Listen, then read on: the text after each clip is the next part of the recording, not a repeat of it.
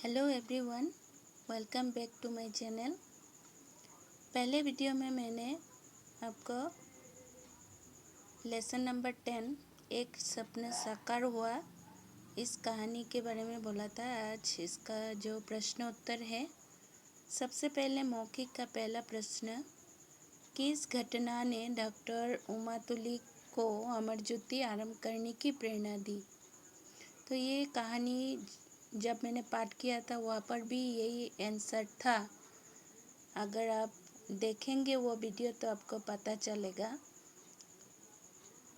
1962 में जब उमातुली के बड़े भाई का मोटरसाइकिल पर जाते हुए एक्सीडेंट हुआ और उनका एक पैर काटना पड़ा, उसी वर्ष भारत चीन के युद्ध में घायल विकलांग सैनिकों के लिए उपचार और पुनर्वास सुविधाओं का अभाव को देखा और उसी समय उनके मन में यह विचार आया कि एक ऐसी संस्था आरंभ करनी चाहिए जो विकलांग व्यक्तियों की सहायता करे। अमर ज्योति के कार्यकर्ता क्या कार्य करते हैं? अमर ज्योति के कार्यकर्ता समाज के निचले वर्ग के लोगों से संपर्क करते हैं, उन्हें अपनी संस्था के बारे में बताते हैं और प्रेरित करते हैं कि वे बच्चों को शिक्षा प्राप्त करने के लिए संस्था में भेजें। इस संस्था में छात्रों को आत्मनिर्भर होने के लिए कौन कौन से कार्य सिखाए जाते हैं? इस संस्था में छात्रों को आत्मनिर्भर होने के लिए computer training, e learning, spoken English, fashion designing, गहने बनाना, बेकरी, बिजली का काम, जूट बैग बनाना जैसे कार्य सिखाए जाते हैं ताकि वे आत्मनिर्भर बन सके। समाज का इन बच्चों के प्रति क्या कर्तव्य है? समाज का कर्तव्य है कि वो विकलांग और ज़रूरतमंद बच्चों को मुख्य धारा से जुड़ने में मदद करे, उन पर दया न करके उनका हक और सुविधाओं का प्रबंध करे। हम सभी को ऐसे प्रयास करने चाहिए जिनसे शारीरिक और मानसिक अक्षमता वाले बच्चों का जीवन सामान्य हो सके। अभी लिखित का पहला प्रश्न है, अमर ज्योति आरंभ करने से पहले उमा जी ने क्या जानकारी जुटाई? इसका उत्तर इस प्रकार है, अमर ज्योति आरंभ करने से पहले उमा जी ने भारत चीन युद्ध में घायल सैनिकों के पुनर्वास केंद्र देखे और विकलांग के प्रति लोगों की अजीब दृष्टिकोण को समझा।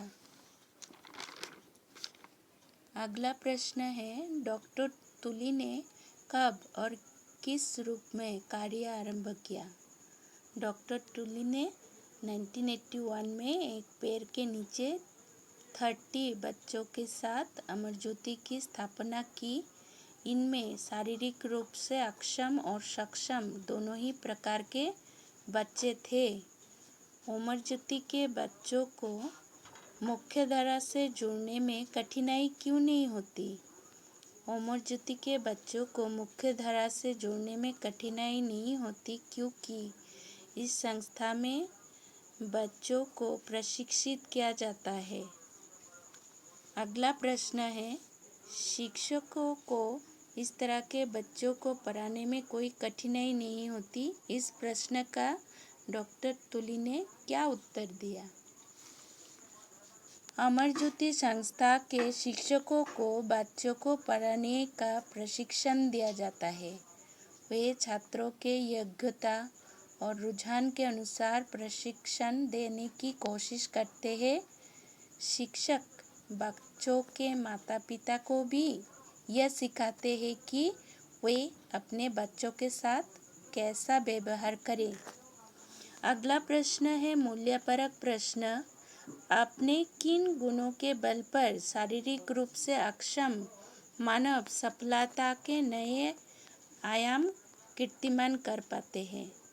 इसका उत्तर है, कहा जाता है कि अभ्यास के द्वारा जब मनुष्य अपनी कमजोरी को ही अपनी ताकत बना लेता है तो कोई भी मुश्किल या बाधा उसका रास्ता नहीं रोक पाती।